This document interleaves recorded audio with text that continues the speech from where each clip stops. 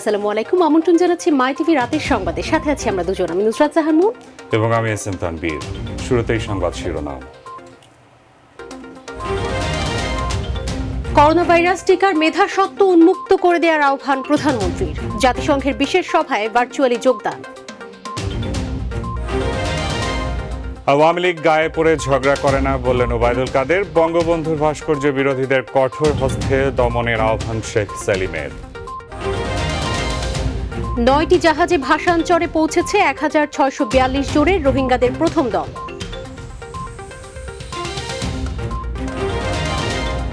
সপ্তাহের ব্যবধানে বাজারে আবারও বেড়েছে চালের দাম। অসন্তুষ্ট ক্রেতারা। সরকারকে চাল আমদানির পরামর্শ ব্যবসায়ীদের।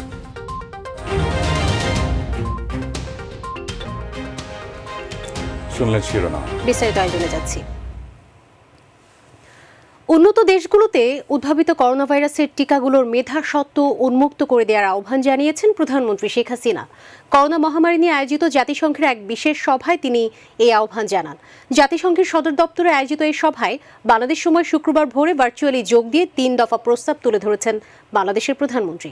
ড্যানিত রঙের report.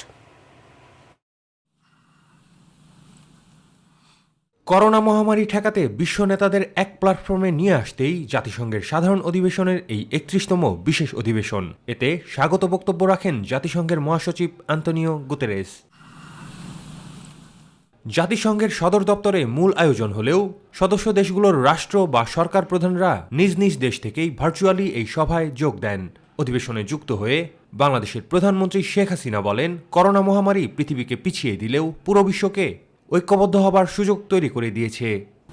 However, the pandemic offers an opportunity for a united response to safeguard people's lives and their livelihoods and learn from the crisis to build back better. Unfortunately, our fight against COVID-19 has not yet ended. প্রধানমন্ত্রী বলেন, এটি এমন এক virus যা বিশ্বজুড়ে নিয়ন্ত্রণে না আনলে কোনো একক অঞ্চলে নিয়ন্ত্রণে রাখা সম্ভব নয়। আর তাই এই বৈশ্বিক মহামারী ঠেকাতে নতুন করে 3টি সুনির্দিষ্ট প্রস্তাব তুলে ধরেন বাংলাদেশের প্রধানমন্ত্রী। We need to ensure universal, equitable, timely and affordable access to quality vaccines. প্রধানমন্ত্রীর 3 দফা প্রস্তাবের মূল বক্তব্যে করোনামুক্ত পৃথিবী গড়তে কোভিড টিকার মেধাস্বত্ব উন্মুক্ত করার আহ্বান জানান তিনি।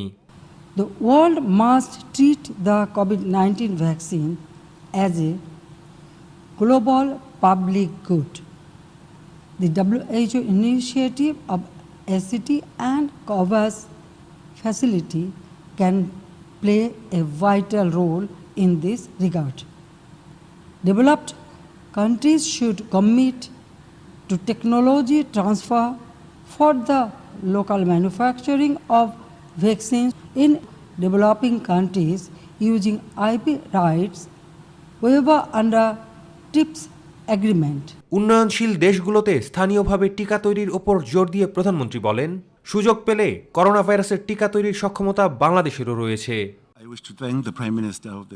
ড্যানিত রং, মাই টিভি, ঢাকা।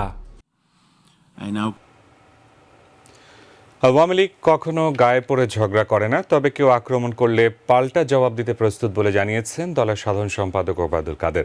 সকালে ধানমন্ডিতে আওয়ামী লীগ সভানেত্রীর রাজনৈতিক কার্যালয়ে আয়োজিত মাস্ক বিতরণ অনুষ্ঠানে বাসভবন থেকে ভিডিও কনফারেন্সে যুক্ত হয়ে তিনি কথা বলেন। দেশে বিভিন্নমুখী ষড়যন্ত্র চলছে উল্লেখ করে ওবায়দুল কাদের বলেন, সারা দেশে যে ঈর্ষণীয় উন্নয়ন হয়েছে তাতে প্রতিপক্ষ কোনো ধরনের ধন্যবাদ না জানিয়ে শুধু সমালোচনাই করে যাচ্ছে। আমরা গায়ে পড়ে কারোর সাথে ঝগড়া করব না। আমরা কোনো প্রকার আক্রমণাত্মক কিছু আমরা করতে যাব না। আমাদের উপর আক্রমণ হলে তখন পাল্টা জবাব আমাদেরকে দিতে হবে। যুবলীগের প্রতিষ্ঠাতা চেয়ারম্যান শেখ মনির জন্মদিনে ধানমন্ডি 32 নম্বরে বঙ্গবন্ধুর প্রতিকৃতিতে ফুল দিয়ে শ্রদ্ধা জানিয়েছে যুবলীগ।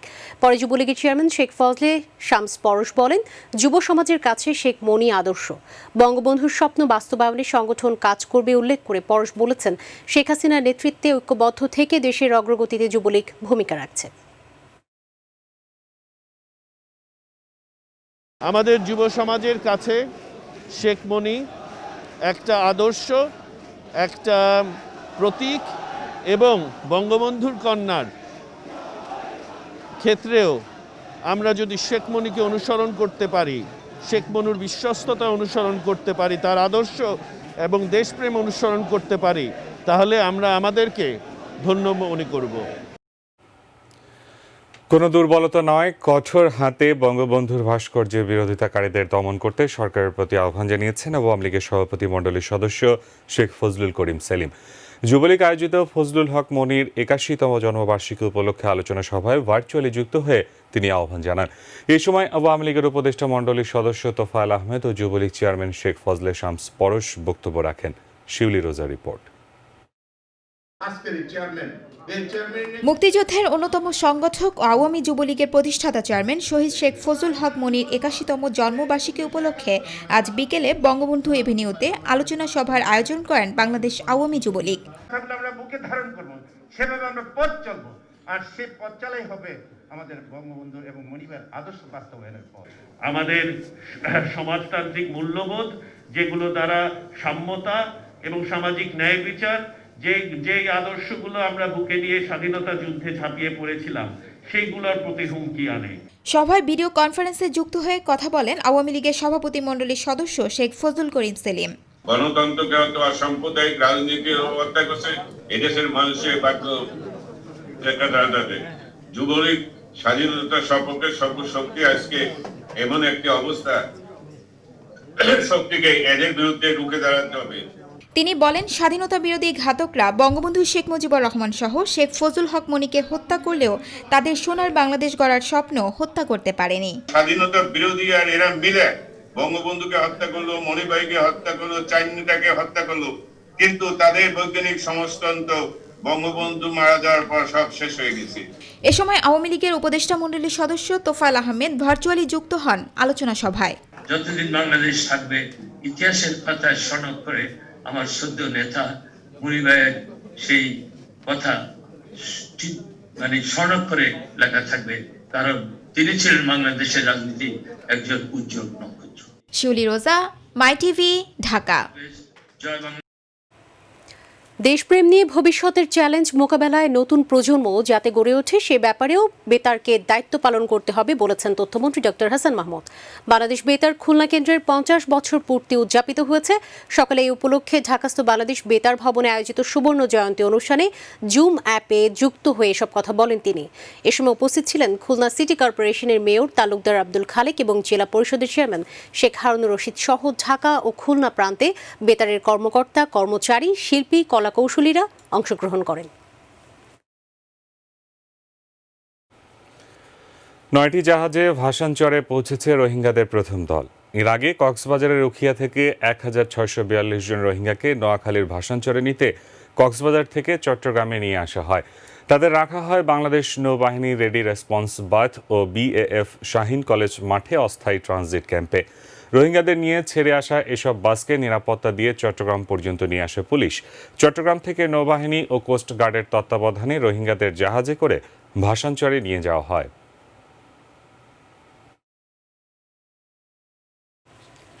এদিকে বাস সিএনজি সংঘর্ষে মানিকগঞ্জের দৌলতপুরে একই পরিবারের ৬ জন সহ ৭ জন নিহত এবং ৫ জন আহত হয়েছেন।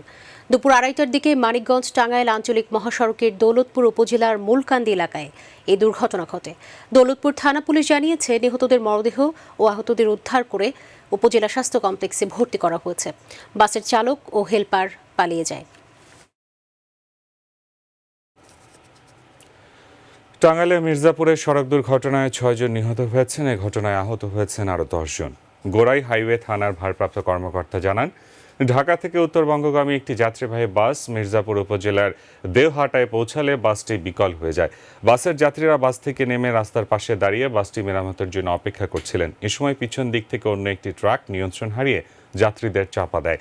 এতে ঘটনাস্থলেই ৩ জন নিহত হন। পরে পুলিশ স্থানীয়দের সাহায্যে আহতদের উদ্ধার করে মির্জাপুর কুমুদিনী হাসপাতালে পাঠায়। হাসপাতালে নেয়ার পথে আহত আরও ৩ জনের মৃত্যু হয়। এক সপ্তাহের ব্যবধানে আবারও বেড়েছে চালের দাম। সব ধরনের চালে বস্তা প্রতি বেড়েছে 100 থেকে 150 টাকা। তাতে নাভিশ্বাস উঠেছে ক্রেতাদের মাঝে। দাম নিয়ন্ত্রণে রাখতে সরকারকে চাল আমদানির কথা বলছেন ব্যবসায়ীরা। এসএম আরিফের রিপোর্ট। ফের অস্থির হয়ে উঠেছে চালের বাজার। এক মাসের ব্যবধানে দ্বিতীয় দফায় বাড়ল চালের দাম। রাজধানীর কারওয়ান বাজারে গিয়ে দেখা যায় সব ধরনের চালে কেজিতে বেড়েছে 2 থেকে 3 টাকা। কেজি প্রতি 2 টাকা 3 টাকা বেড়ে গেছে সব চাউলে। যে চাল বেচতাম আটার চাউল বেচতাম আমরা 48 টাকা, সেটা বেচতেছে এখন 50 টাকা। মিনিকেট বেচতাম 55-56, সেটা বেচতেছে এখন 58 টাকা। দুরবস্থার ভিতরে চালের দামটা বাড়ার কারণে মানুষের অনেক সমস্যা, আসলে প্রবলেমের ভিতর পড়ে আছে। এটা আমাদের তো এটা খেতেই হবে, এখন অন্যদিকে খরচ কমিয়ে এটা খেতে হবে, তাছাড়া কোনো কিছু করার না, কারণ এটা লাগবে। চালের দাম অস্বাভাবিক বৃদ্ধির কারণ হিসেবে মিল মালিকদের দায় দেখছেন ব্যবসায়ীরা। বাজার নিয়ন্ত্রণে আনতে সরকারের হস্তক্ষেপ দাবি করেছেন তারা। আগে তো মনে করেন দেখতাম যে সিজন আসলে দাম কমে, এখন সিজন আসলে দাম উল্টা বাড়ে, কারণ মিলেরা ধান কেনার জন্য হুড়ুক লেগে যায়। এর আগেও অনেকবারে চালের দাম বাড়ছে, সরকার পদক্ষেপ নিচ্ছে, কিন্তু তাদেরকে দমাইতে পারে নাই। যদি তাদেরকে দমাইতে হয় তাহলে বাইরে থেকে আমদানি করতে হবে। সরকার যদি এলসি খুলে দেয়, ওগুলো অটোমেটিক্যালি এটা আপনার নিম্নমুখী হয়ে যাবে। চালের দামের ঊর্ধ্বমুখীর মাঝে কিছুটা স্বস্তি ফিরেছে সবজির বাজারে। শীতকালীন সবজি ওঠায় এক সপ্তাহের ব্যবধানে দাম কমেছে গড়ে 20 থেকে 30 টাকা। এইটা মোটামুটি আপাতত একটু স্বস্তি নিচ্ছে, আগে থেকে 10-15 টাকা কেজিতে কমছে। সিমের দাম কমছে, অনেক দাম কম, ঠিক আছে, কাস্টমারের দাম কমে নাই, কাস্টমারের যত কমাই দিবেন ততই কম নাই। এসএম আরিফ, মাই টিভি, ঢাকা।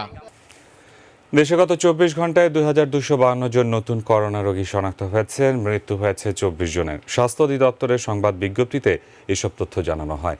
স্বাস্থ্য অধিদপ্তরের তথ্য অনুযায়ী গত 24 ঘন্টায় দেশে 15,430 জনের নমুনা পরীক্ষা করা হয়। দেশে এখন পর্যন্ত মোট 4,73,991 জনের দেহে করোনার সংক্রমণ শনাক্ত হয়েছে। এর মধ্যে 6,772 জনের মৃত্যু হয়েছে। সুস্থ হয়েছেন 3,90,951 জন। পরীক্ষার সংখ্যা বিবেচনায় রোগী শনাক্তের হার 14.59%। গত 24 ঘন্টায় মারা যাওয়া ব্যক্তিদের মধ্যে 20 জন পুরুষ ও 4 জন নারী। দেশে এখন পর্যন্ত সংক্রমণ বিবেচনায় মৃত্যুর হার 1.43%। করোনা ভাইরাস প্রাদুর্ভাবের সম্ভাব্য মাধ্যম ধরা হয় মার্কেট বা বিপণী বিতানগুলো। তাই সবার মাঝে সচেতনতা বৃদ্ধিতে ছুটির দিনে খোলা জায়গার পাশাপাশি মার্কেটগুলোতে অভিযান পরিচালনা করছে ডিএমপি পুলিশের ভ্রাম্যমাণ আদালত। এ সময় মাস্ক না পরায় বেশ কয়েকজনকে করা হয়েছে অর্থ জরিমানা। এসএম আরিফের আরও একটি রিপোর্ট। এই দৃশ্য রাজধানীর ব্যস্ততম এলাকা নিউ মার্কেটের। জনগণের মাঝে করোনা সচেতনতা বৃদ্ধি ও মাস্ক পরা নিশ্চিত করতে অভিযানে নামে ঢাকা মেট্রোপলিটন পুলিশের ভ্রাম্যমাণ আদালত। সামান্য মাস্ক পরার ক্ষেত্রে অনেকের মাঝেই ছিল অবহেলার চিত্র।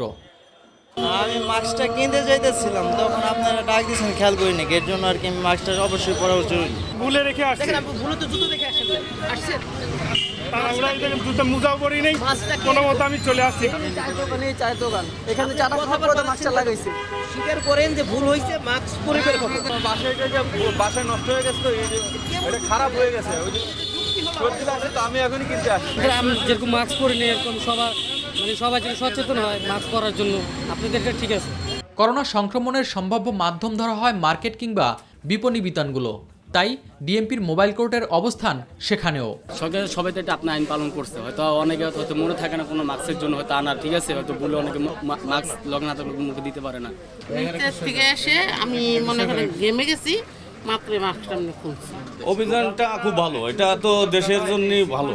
অভিযানে নেতৃত্ব দেওয়া নির্বাহী ম্যাজিস্ট্রেট জানান, ছুটির দিনগুলোতে ভিড় বাড়ায় মার্কেটে তাদের এই অভিযান চলমান থাকবে। এর আগেও আমরা শুক্রবার অভিযান করেছি, আমরা নিউ মার্কেটের ভিতরে অভিযান করেছি। আজকে মূলত বেছে নেওয়া ইস্টার্ন মল্লিকা মার্কেটকে, এবং এই মার্কেট কেন্দ্রিক যে অভিযান এগুলো অব্যাহত থাকবে। মানুষ যেন মাস্ক পরিধান করে এই বিষয়টি আমরা নিশ্চিত করার চেষ্টা করব। জনগণের মাঝে শতভাগ মাস্ক পরা নিশ্চিত করতে প্রয়োজনে আরও কঠোর হওয়ার কথা জানায় ভ্রাম্যমাণ আদালত। এসএম আরিফ, মাই টিভি, ঢাকা। ফরিদপুরের বোয়ালমারীতে চিকিৎসা সেবায় নতুন দিগন্তের সূচনা হতে যাচ্ছে। স্থানীয়দের দীর্ঘদিনের দাবির পরিপ্রেক্ষিতে 50 শয্যা থেকে 100 শয্যায় উন্নীত করা হচ্ছে উপজেলা স্বাস্থ্য কমপ্লেক্সটি। এগিয়ে চলেছে নতুন ভবনের কাজ। এতে আরও উন্নত স্বাস্থ্যসেবা পাবেন বলে প্রত্যাশা স্থানীয়দের। ফরিদপুর প্রতিনিধি নাজিম বকুলের তথ্যচিত্রে জানাচ্ছেন নূর মোহাম্মদ। দীর্ঘদিনের দাবির পর অবশেষে ফরিদপুরের বোয়ালমারী উপজেলা স্বাস্থ্য কমপ্লেক্সটি 50 শয্যা থেকে উন্নীত হচ্ছে 100 শয্যায়। এরই মধ্যে স্বাস্থ্য কমপ্লেক্সটিতে চলছে অবকাঠামো নির্মাণ সহ নানা কর্মকাণ্ড, ফলে চিকিৎসা সেবা প্রাপ্তি আরও সহজ হবে বোয়ালমারী সহ আশপাশের উপজেলার অন্তত 5 লাখ মানুষের। হাসপাতালটিতে নানা অনিয়ম আর অব্যবস্থাপনার কারণে চিকিৎসা সেবা নিতে আসা রোগীরা পড়তেন বিড়ম্বনায়। এমন অভিযোগের পাশাপাশি বিশাল জনগোষ্ঠীকে সেবা দিতে গিয়ে হিমশিম খেতে হতো চিকিৎসকদেরও। অনেকেই চিকিৎসা পাইতো না, এখন আমাদের নতুন ভবন হচ্ছে, এই ভবনটা হলে আমরা আরো এগিয়ে যাব। রোগীদের বসার ব্যবস্থা, বিশুদ্ধ খাবার পানির ব্যবস্থা করছেন, সেবার মান মাশাআল্লাহ অনেক ভালো। চিকিৎসা সেবা পাবে কারণে এলাকার সাধারণ জনগণ অনেক খুশি। আবাসিক মেডিকেল অফিসার জানালেন, স্বাস্থ্য কমপ্লেক্সটি কয়েকটি উপজেলার সীমান্তবর্তী এলাকায় হওয়ায় এখানে রোগীর চাপ থাকে তুলনামূলক বেশি। থানার অবস্থানটা এরকম, এখানে যোগাযোগ ব্যবস্থা ভালো, তবে সালতা তারপর আলফাডাঙ্গা ইজিলি আসা যায় এবং রুগী আসেও। এখানে আমাদের আউটডোরে এভারেজ প্রতিদিন রুগী হচ্ছে প্রায় 300-350 মতো। ইমার্জেন্সিতেও রুগী হয়, ইমার্জেন্সি 24 আওয়ার্স খোলা। আর ভবনগুলোর নির্মাণ কাজ দ্রুতই যাতে সম্পন্ন হয় সে লক্ষ্যেই কাজ চলছে বলে জানালেন এই কর্মকর্তা। আশা করতেছি আমরা নির্ধারিত সময়ের মধ্যে শেষ করতে পারবো এবং কাজের আমরা শতভাগ চেষ্টা করতেছি কাজের গুণগত মান বজায় রেখে কাজটা শেষ করার। 21 কোটি 60 লাখ টাকা ব্যয়ে স্বাস্থ্য কমপ্লেক্স ভবন ও চিকিৎসকদের আবাসিক ভবনের নির্মাণ কাজে অর্থায়ন করছে স্বাস্থ্য প্রকৌশল অধিদপ্তর। নূর মোহাম্মদ, মাই টিভি নিউজ ডেস্ক। মুন্সিগঞ্জের মাওয়া প্রান্তে 11 ও 12 নম্বর পিলারের উপর বসানো হলো পদ্মা সেতুর 40তম স্প্যান। এর মধ্য দিয়ে দৃশ্যমান হলো সেতুর 6 কিলোমিটার। সকাল 10:58 দিকে সেতুর 11 ও 12 নম্বর পিলারের উপর 40তম স্প্যান 2E সফলভাবে স্থাপন করা হয়। 39তম স্প্যান বসানোর 8 দিনের মাথায় বসানো হলো এই স্প্যানটি। আর এখন 150 মিটার দৈর্ঘ্যের একটি স্প্যান বসানো হলেই 6150 মিটার সেতুর অবকাঠামো দৃশ্যমান হবে। বিজয়ের মাসে 15 ডিসেম্বরের মধ্যে স্প্যান বসানোর কাজটি সম্পন্ন করার ব্যাপারে আশাবাদী সংশ্লিষ্টরা।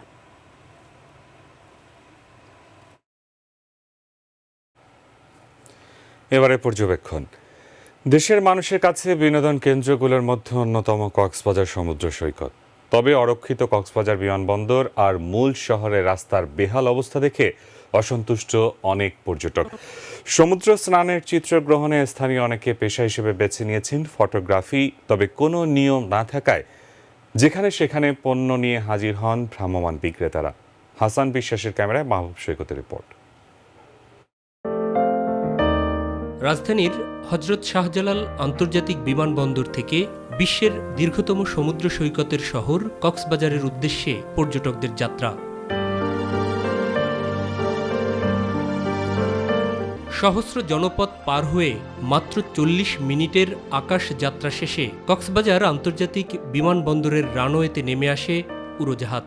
আমরা ঘুরতে আসছি, ঢাকা থেকে বেড়াতে এসেছি। আজকের ফ্লাইটটা আমার কাছে খুবই ভালো লাগছে। তবে বিমানবন্দরের জীর্ণ শীর্ণ অবকাঠামো দেখে প্রথমেই কিছুটা ভ্রু সংকুচিত হয় নবাগতদের। এরপর পর্যটকদের গন্তব্য হয় কোনো আবাসিক হোটেলে। যাতায়াতে ব্যক্তিগত গাড়ি কিংবা স্থানীয় অটো গাড়ি এখানকার ভরসা। তবে বিমানবন্দর থেকে বের হয়েই খানা খন্দকে ভরা রাস্তা আর নোংরা ড্রেনেজ ব্যবস্থা দেখে কক্সবাজার সম্পর্কে একটা নেতিবাচক ধারণা তৈরি হয় পর্যটকদের। বিশ্বের এই দীর্ঘতম এই সমুদ্র সৈকত, কিন্তু এখানে এটা ডেভেলপমেন্ট হচ্ছে না, এটা দুঃখজনক। আসার সময় দেখলাম যে জুবড়িগুলো তুলে দিয়ে আবার নতুন করে রাস্তাটা বড় করতেছে, এটার জন্য আমি ধন্যবাদ জানাই প্রশাসনকে। সবাই ছুটে চলেন সাগর দর্শনে। গভীর সাগরের লোড়া জলের স্পর্শ নেয় সব বয়সী মানুষ। আমরা এখানে আসছি 3 দিনের জন্য ঘুরতে। আমাদের বিয়ের পর এটা ফার্স্ট হানিমুন, আর আমি আমার হাজবেন্ডকে নিয়ে ঘুরতে আসছি। ভালো লাগতেছে। সাথে বিশুদ্ধ বাতাসের স্বাদ নেয় ফুসফুস। যে পানি, তারপর গাছপালা, এগুলো ভালো লাগে। সৈকতের পাশের বেঞ্চিতে বসে কেউ কেউ হারিয়ে যান অজানায়, কেউ আবার বিভিন্ন রাইডে চড়ে মেতে ওঠেন আনন্দে। আমি জেট স্কিতে হচ্ছে, তারপর পানিতে নামছি, অনেক ভালো লাগছে। এসব স্মৃতিকে ধরে রাখতে মোবাইল ক্যামেরাই বহুল ব্যবহৃত। তবে মনের মতো ছবি তুলে দিতে সৈকতে রয়েছে হাজারো পেশাদার চিত্রগ্রাহক। অল্প টাকায় তারা বেশি খুশি হয়ে যায়। করোনার কারণে এখন মানুষজন কম, আয় রোজগার কম একটা।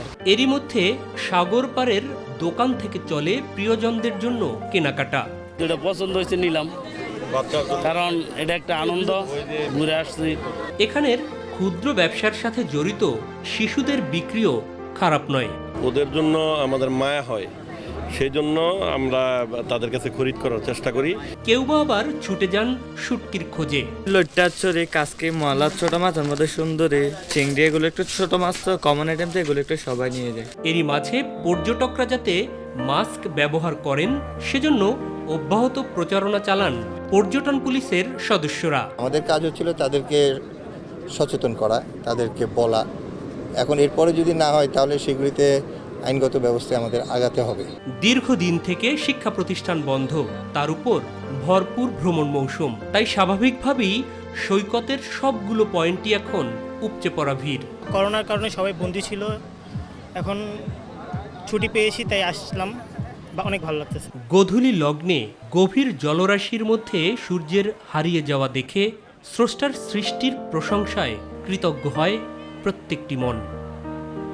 পৃথিবীর অন্যতম বৃহৎ সমুদ্র সৈকত কক্সবাজার, স্রষ্টার দেয়া এই নিয়ামতকে কাজে লাগিয়ে দেশের পর্যটন খাত থেকেই অফুরন্ত আয় করা সম্ভব বলে মনে করেন বিশ্লেষকরা। আর এজন্য যুৎসই পরিকল্পনা এবং তার অতি দ্রুত বাস্তবায়নের উপরও জোর দিয়েছেন তারা।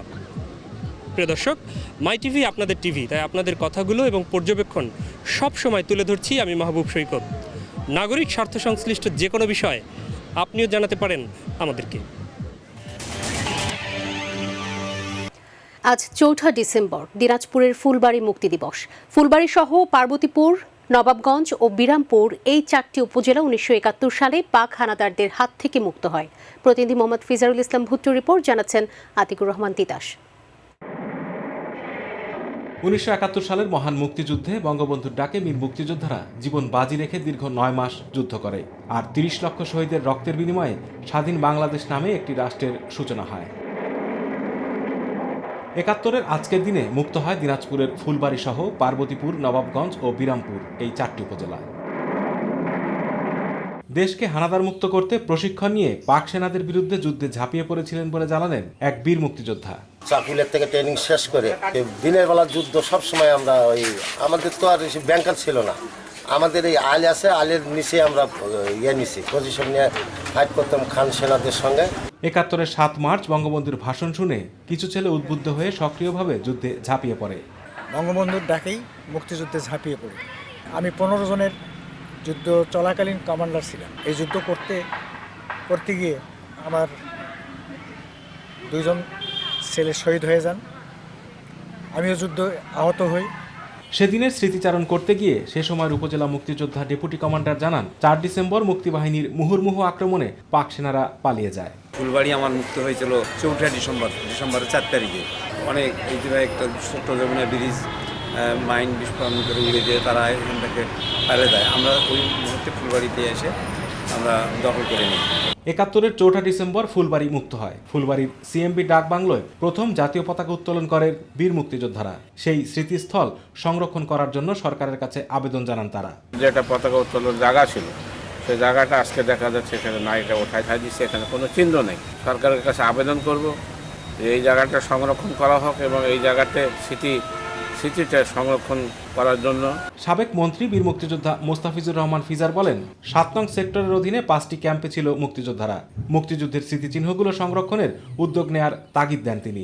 যুদ্ধের প্রথম দিকে আমি মুক্তিযোদ্ধা হিসেবে সম্মুখ সমরে বিভিন্ন রণাঙ্গনে 7 নম্বর সেক্টরের অধীনে ছিলাম। একজন মানুষ তার পরিচয় দিচ্ছে পতাকা দিয়ে যে আমি বাংলাদেশের পক্ষে, মানে শেখ মুজিবের পক্ষে। 6 দফার পক্ষে, 11 দফার পক্ষে, 1 দফার পক্ষে এত দফা মুখস্থ করার দরকার নেই। এটাই ছিল মানুষের অনুভূতি। আতিকুর রহমান তিতাস, মাই টিভি। সিরাজগঞ্জের রায়গঞ্জে মাঠে মাঠে দোল খাচ্ছে সুগন্ধি জাতের ধান ব্রি-34। চলতি মৌসুমে উপজেলাটিতে সুগন্ধি ধানের চাষাবাদ ব্যাপক বৃদ্ধি পেয়েছে। দামও ভালো পাওয়ার আশায় স্বপ্ন দেখছেন কৃষকরা। সিরাজগঞ্জ প্রতিনিধি HM মোনায়েম খানের প্রতিবেদন, জানাচ্ছেন শিউলি রোজা। শস্য ভাণ্ডার হিসেবে পরিচিত সিরাজগঞ্জের রায়গঞ্জ উপজেলাটিতে এখন মাঠে মাঠে দোল খাচ্ছে সুগন্ধি ধান নামে খ্যাত ব্রি ৩৪ জাতের ধান। চারিদিকে সুবাস ছড়াচ্ছে, অন্যদিকে রঙিন হয়ে উঠছে কৃষকের সোনালী স্বপ্ন। এবার এ অঞ্চলে কৃষকের মুখে হাসি ফোটাবে জামাই সোহাগা এই সুগন্ধি ধান। এ ধানের জন্য আবহাওয়া অনুকূল ও পোকার আক্রমণ কম থাকায় চলতি মৌসুমে খেতে ফলন ভালো হওয়ার সম্ভাবনা রয়েছে। বাম্পার ফলনের আশাও করছেন কৃষকরা। এই ধানটা খুব ফলনশীল ধান, লাভবানজনক ধান, ফলন বেশি, চাহিদা বেশি, দাম বেশি। সরকার আমাদেরকে পর্যাপ্ত পরিমাণে দিচ্ছে এবং আমরা সঠিক মূল্যে কৃষকদের দিচ্ছি, এই জন্য তারা সারটাকে দিতে পারতেছে, এই জন্য ফলনটাও বৃদ্ধি পাচ্ছে।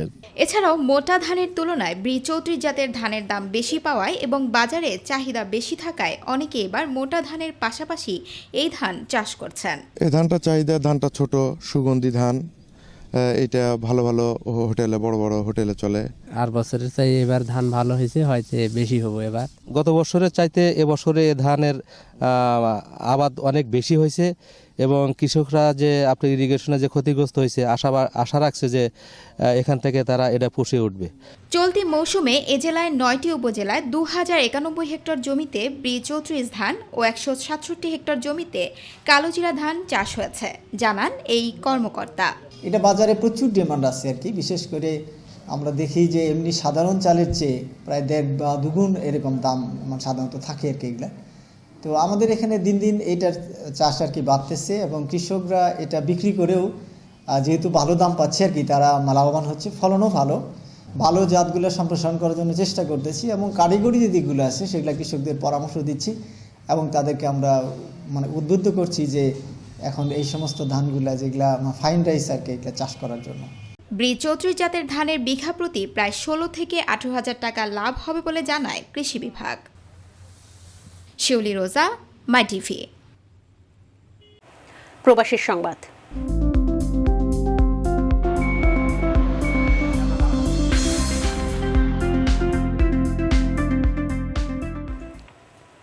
কুয়েত সরকারের পক্ষ থেকে ঘোষিত সাধারণ ক্ষমার সুযোগে যেসব অবৈধ প্রবাসীরা আকামা নবায়ন করতে চাচ্ছেন বা দেশে ফিরতে চাচ্ছেন তাদের সব ধরনের সহায়তা দেওয়া হবে। কুয়েতে বাংলাদেশ দূতাবাসে আয়োজিত সংবাদ সম্মেলনে কথা জানান রাষ্ট্রদূত মেজর জেনারেল মোহাম্মদ আশিকুজ্জামান। ইয়েমেনের সানায় হুতি বিদ্রোহীদের হাতে প্রায় ৯ মাস আটক থাকার পর মুক্তিপ্রাপ্ত ৫ বাংলাদেশি নাবিককে কুয়েত দূতাবাসের মাধ্যমে দেশে ফেরানো হবে বলেও জানিয়েছেন তিনি। প্রতিনিধি আলমিন রানার প্রতিবেদন, জানাচ্ছেন মোবাল্লিক করিম।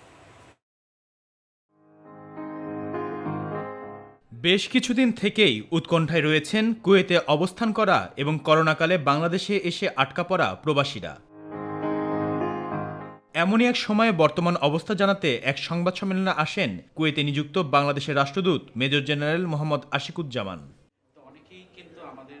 জানান, কুয়েত সরকারের পক্ষ থেকে ঘোষিত সাধারণ ক্ষমার এই সুযোগে যেসব অবৈধ প্রবাসীরা আকামা নবায়ন করতে চাচ্ছেন বা দেশে ফিরতে চাচ্ছেন তাদেরকে সব ধরনের সহায়তা দেওয়া হবে। কুয়েত সরকার বর্তমানে ১ ডিসেম্বর থেকে ৩১শে ডিসেম্বর পর্যন্ত একটা সুযোগ করে দিয়েছে অবৈধ যারা প্রবাসী আছে। আরও জানান, যাদের পাসপোর্ট নেই তাদেরকেও পাসপোর্ট করতে দূতাবাসের পক্ষ থেকে সহায়তা করা হবে। দুটা সিস্টেম করেছে। এক, যারা ফাইন দিয়ে থেকে যাবে তাদের একটা ব্যবস্থা আছে, আর যারা ফাইন দিয়ে চলে যেতে চায়, যারা ফাইন দিয়ে চলে যাবে তাদের একটা সুযোগ করেছে, ইচ্ছা করলে সে পরবর্তীতে আবার সে কুয়েতে আসার একটা স্কোপ পাবে। প্রবাসীদের ফিরিয়ে নেওয়ার বিষয়ে তিনি বলেন, আপাতত গৃহকর্মীদের ফিরিয়ে নেওয়ার উদ্যোগ নেওয়া হয়েছে। ধীরে ধীরে অন্যান্য কর্মীদেরকেও শ্রেণীবিভাগ অনুযায়ী ফিরিয়ে নেওয়া হবে। যদি এমন কেউ থাকে এর মধ্যে সে আসতে চায় না, ফাইনও দিতে চায় না, অর্থাৎ আসতে চায় না মানে দেশে আর গিয়ে আর আসতে চায় না, ফাইনও দিতে চায় না, কিন্তু চলে যেতে চায়, এরকম লোক যেতে পারবে কিনা? তো তারা জানিয়েছে না, এরকম কোনো লোক যেতে পারবে না। এদিকে ইয়েমেনের সানায় হুতি বিদ্রোহীদের হাতে প্রায় ৯ মাস আটক থাকা ৫ বাংলাদেশি নাবিককে কুয়েত দূতাবাসের সহযোগিতায় বাংলাদেশে ফেরানো হবে বলেও জানান রাষ্ট্রদূত major general Mohammad Ashikuzzaman.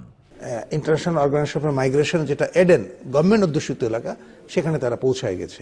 So আমরা আশা করছি হয়তো আগামী খুব দেরি হলেও ৭ থেকে ১০ দিনের মধ্যে তারা দেশে চলে যেতে পারবে। মুবাল্লিক করিম, মাই টিভি। আর দর্শক, এর সাথে সংবাদের শেষ প্রান্তে আমরা শেষ করার আগে শিরোনামগুলো জানিয়ে দিচ্ছি আরো একবার। করোনা ভাইরাস টিকার মেধাস্বত্ব উন্মুক্ত করে দেওয়ার আহ্বান প্রধানমন্ত্রীর। জাতিসংঘের বিশেষ সভায় ভার্চুয়ালি যোগদান। আওয়ামী লীগ গায়ে পড়ে ঝগড়া করে না বললেন ওবায়দুল কাদের। বঙ্গবন্ধুর ভাস্কর্য বিরোধীদের কঠোর হস্তে দমনের আহ্বান শেখ সেলিমের। 9টি জাহাজে ভাসানচরে পৌঁছেছে 1642 জনের রোহিঙ্গাদের প্রথম দল।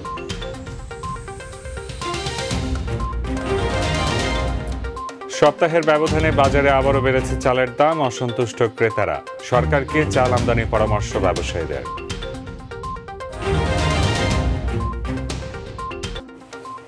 কিছু এখনকার মতো এতক্ষণ সঙ্গে থাকার ধন্যবাদ। এছাড়া ইউটিউবে মাইটিভি সংবাদ পেতে ভিজিট করুন youtube/mytvbd নিউজ এবং আমাদের অনুষ্ঠান দেখতে ভিজিট করুন youtube/mytvbangla, facebook/mytvbangla ও twitter/mytvbangla। পরবর্তী সংবাদ দেখার আমন্ত্রণ জানিয়ে বিদায় নিচ্ছি আমরা দুজন। আমি নুসরাত জাহান মুন এবং আমি ইহসান তানভীর। করোনার সংক্রমণ রোধে সবাই সতর্ক থাকুন, স্বাস্থ্যবিধি মেনে চলুন। আল্লাহ হাফেজ।